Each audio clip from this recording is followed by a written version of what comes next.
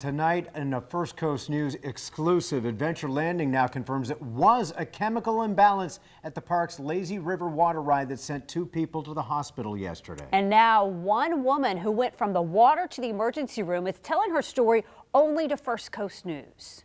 Lana Harris joins us live tonight from the newsroom. Lana, people who were there say they found themselves in those chemicals without any warning. Yesterday, and a woman saw our story on Facebook and said, hey, my mom was one of those people in that water who were transported. So we spoke to her mom, who says 1 minute she was in the Lazy River with her husband and the next she was struggling to breathe.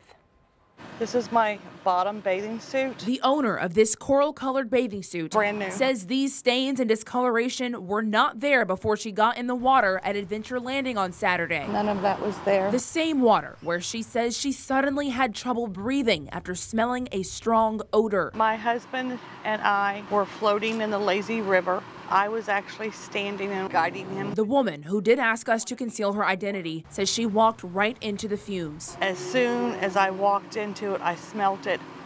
I dumped my husband and told him to stop everybody. She says the smell was something familiar. I have an above ground pool and I use the chlorine tablets and the liquid chlorine, something like that, but a lot stronger. Moments later, she says she was gasping for breath. Completely started shutting down on my breathing. My husband said I about mowed him down to get out. The woman says she was transported to the hospital, still struggling to breathe. They had to give me 4 breathing treatments. She says she was prescribed several medications and believes the park should have been more transparent about any chemical issues. You have kids there. Public safety is not a joke. The public needs to be made aware. Now, a spokeswoman for Adventure Landing says the chemical imbalance was the culprit and it was isolated to the Lazy River.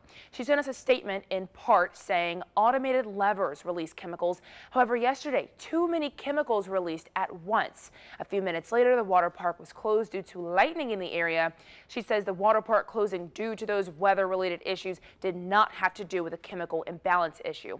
But less than an hour later, the water park was reopened and all of the chemical levels were approved for safe swimming. Here in the studio, I'm Lana Harris, First Coast News, on your side.